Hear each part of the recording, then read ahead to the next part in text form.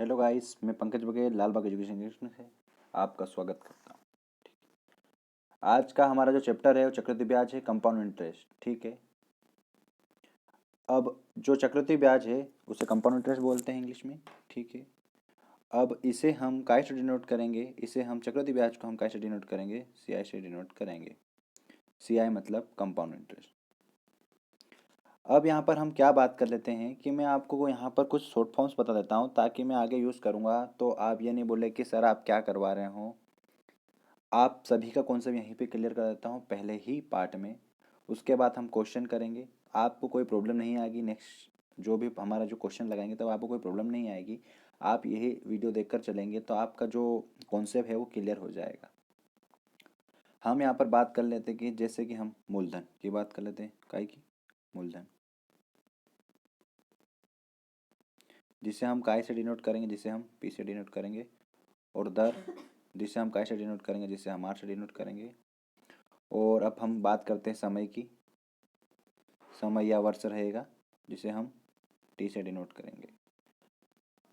उसके बाद हम यहाँ पर क्या बात करते हैं, अब हमारा आता है मिश्रधन। मिश्रधन क्या होता है? मिश्रधन ये होता है पी मतलब मूलधन प्लस ब्याज मतलब सीआई जोड़ दूंगा तो यहाँ पर क्या आ जाएगा मेरा चक्रवर्ती मिश्रधन। मतलब इसे मैं कैसे डिनोट कर सकता हूँ, इसे मैं ऐसे डिनोट कर सकता हूँ। मिश्रधन को कैसे डिनोट करूँगा, ऐसे करूँगा। ठीक है। अब हम यहाँ पर क्या बात करते हैं, जैसे कि हमारे जो क्वेश्चन पूछे जाते हैं किस तरीके से पूछे जाते हैं, आपको थोड़ा सा उसका ओवरव्यू देता हूँ। जैसे कि हमारे जो क्वेश्चन है वो किस रूप में पूछे जाते हैं, जैसे हमको पूछा काय में पूछा, हमको वार्षिक रूप में पूछता है। वार्षिक रूप में, 6 माही में और 3 माही में। इसका मतलब क्या है कि जैसे क्वेश्चन एक वार्षिक रूप में मतलब बोलेगा कि मैं जो भी आपसे ब्याज मांगने आऊँगा मैं वार्षिक रूप में मांगूंगा, या 6 महीने या 6 माही में मांगने आऊँगा, या 3 महीने या 3 माह बोल सकते हैं इसे, या 3 मंथ मैं आपसे लेने के लिए आऊँगा, आपसे कलेक्ट करूँगा। इतने समय के बाद हमें क्वेश्चन ये चीज़ क्लियर कर देगा। अब यहाँ पर हम देखते हैं कि आप सभी ने एक फॉर्मूला है बचपन में पढ़ा होगा। क्या है आप देख लीजिए, आप लोगों ने बड़े अच्छे से पढ़ा होगा उसे, और काफ़ी क्वेश्चन भी लगाए होंगे स्कूल के टाइम पर, काफ़ी क्वेश्चन आपने करे होंगे। ठीक है। जैसे हम देख लेते हैं कि C I equal to P 1+R/100 to the power T. समझ गए कि पी क्या है, हमारा मूलधन है, आर क्या हमारी दर है, और टी क्या है समय है, और सी आई क्या है हमारा यहाँ पर कंपाउंड इंटरेस्ट है, चक्रवृद्धि ब्याज है। ठीक है। आप सभी ने ये फॉर्मूला काफ़ी पढ़ा है, कुछ बेसिक नॉलेज भी टॉपिक से होना ज़रूरी है हमें। आपको क्वेश्चन में मैं ये फॉर्मूला यूज़ करने नहीं दूंगा या नहीं कराऊंगा, बिल्कुल भी नहीं कराऊंगा। आप चिंता मत करिए, आपको मैं जो मैथ्स है आपको मैं ट्रिक से ही पढ़ाऊंगा, छोटी छोटी मेथड बताऊंगा। भले ही क्वेश्चन कितना भी बड़ा हो, छोटी से छोटी ट्रिक लाने की कोशिश करूंगा। जल्द से जल्द आप करो उस क्वेश्चन को। ठीक है। और जिससे आपका समय बचे। ऐसे जिस तरीके का हमारा क्या है यहाँ पर, इस तरह का हमारा ये फॉर्मूला है। पढ़ लीजिए आप, थोड़ा सा ध्यान होना चाहिए, कभी भी आ सकता है सीधे सीधे क्वेश्चन में, कभी कभी पूछ भी लेते हैं। अब यहाँ पर हम क्या बात करते हैं कि हमें अब बात क्या करेंगे, जैसे कि हमें क्या दे दिया है, हमें दे दिया है, चलो आपको मैं दूसरा पेज दे देता हूँ। जैसे कि हमें एक मूलधन दे दिया है, कितना दे दिया हमें, मूलधन दे दिया है 1000, दर दे दी है, रेट दे दिया है, कितना दे दिया है हमें 10%, समय दे दिया हमें कितना 2 वर्ष। ठीक, सभी को कीजिए। और यहाँ पे क्या बोल रहा है कि सी आई हमें निकाल के बताइए आप। तो हमें यहाँ पर कुछ नहीं करना है, एक ट्री बनाना है सिंपल सा। ठीक, सबसे पहले जो हमारा जो अमाउंट है या मूलधन है उसे हम सबसे टॉप पर लिखते हैं। उसके बाद हम क्या करेंगे कि 2 साल दिया है तो हमने 2 ट्री बनाए के लिए। उसके बाद 10% की वैल्यू होती है 1/10, जिसे हम 1/10 यहाँ लिख सकते हैं।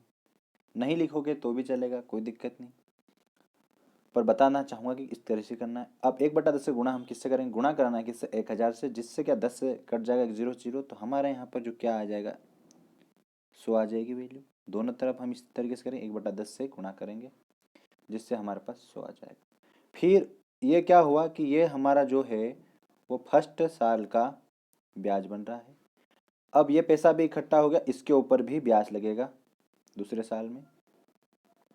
तो अब हम यहाँ पर देख लेते हैं कि क्या होता है कि अब इस पे इसे भी हमें 1/10 से गुणा करना है 100 को, जिससे हमारी वैल्यू कितनी आ जाएगी?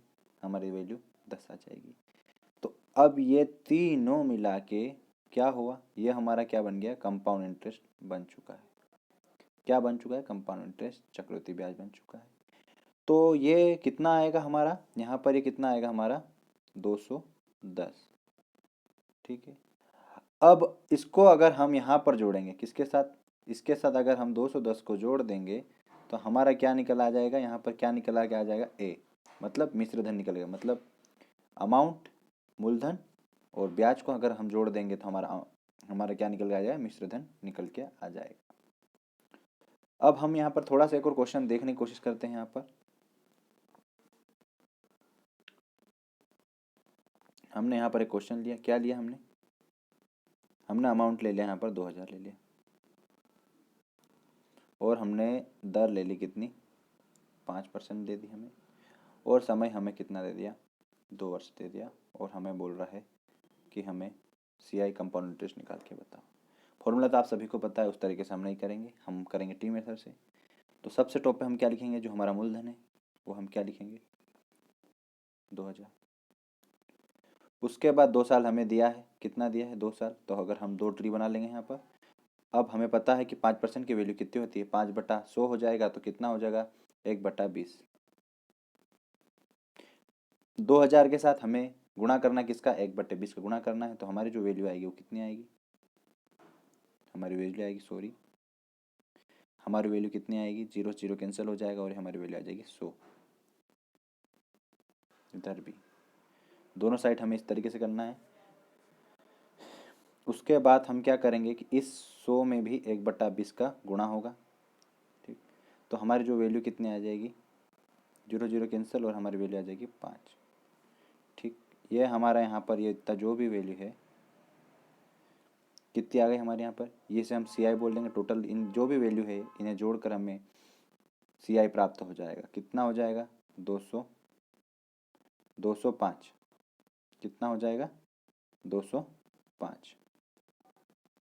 ठीक है। अब यहाँ पर हम क्या करते हैं कि ये तो हमें प्राप्त हो गया। अगर हम यहाँ पर अगर इसे जोड़ देंगे CI, जो हमें कितना प्राप्त हुआ है? 205 जोड़ देंगे, जिससे हमें क्या प्राप्त हो जाएगा? अगर इन दोनों को हम अगर जोड़ देंगे तो हमें क्या प्राप्त हो जाएगा? ए हमें प्राप्त हो जाएगा, मिश्र धन प्राप्त हो जाएगा। ठीक है। अब हम यहाँ पर आगे क्वेश्चन देखते हैं कि आपको थोड़ा सा और मैं ट्री बता देता हूँ, जैसे हमारा किस तरीके से हम करना चाह रहे हैं। थोड़ा सा आप और समझ लीजिए, आपकी आंखों में उस चीज़ को बसा लीजिए कि हम किस तरीके से करते हैं। यहाँ पर हम नेक्स्ट पेज ले लेते हैं। हमने पेज लिया। अब हम जैसे कि हम क्वेश्चन करने का जो तरीका है हमारा, किस तरीका है, क्या तरीका है, आप देख लो क्या तरीका है हमारे। सबसे पहले जो हमारा जो मूलधन है वो सबसे टॉप पर लिखेंगे। उसके बाद अगर हमें 3 साल का समय दिया है कि 3 साल में आपको ये पूरा चुकाना है या करना है इस लोन को, तो इसे हम क्या करेंगे? 3 ट्री बना लेगा, 3 साल का बोला उसने। फिर हमारी जो भी वैल्यू आएगी यहाँ पर 1/r करेंगे, मतलब जो भी R% की वैल्यू यहाँ पर R% की जो भी वैल्यू निकल के हमें दी रहेगी वही हम यहाँ पर लिख देंगे। उसका गुणा हम P से कर देंगे, जिससे हमारी क्या वैल्यू आ जाएगी? ए आ जाएगी। मान लो यहाँ पे भी है और यहाँ पे भी है। उसके बाद यहाँ पर भी 1/r से गुणा करेंगे तो B आ जाएगा, B आ जाएगा, मतलब कुछ वैल्यू आ जाएगी कट के, इसलिए मैं लिख रहा हूँ। फिर उसके बाद यहाँ पर क्या आ जाएगा? C आ जाएगा। ठीक, अब ये यहाँ से ये यहाँ तक जो ये वैल्यू है ये क्या हो जाएगी? CI हो जाएगी। ठीक, आप सभी को क्लियर होगा? ये 1 साल के अंतर्गत में जितना ब्याज आया वो, ठीक है। फिर ये 2 साल में जितना आया और ये 3 साल में आया। क्लियर है आप सभी को? ठीक है। अब हम यहाँ पर क्या करना चाहते हैं, आप सभी को समझ में आ गया होगा किस तरीके से करना चाहते हैं।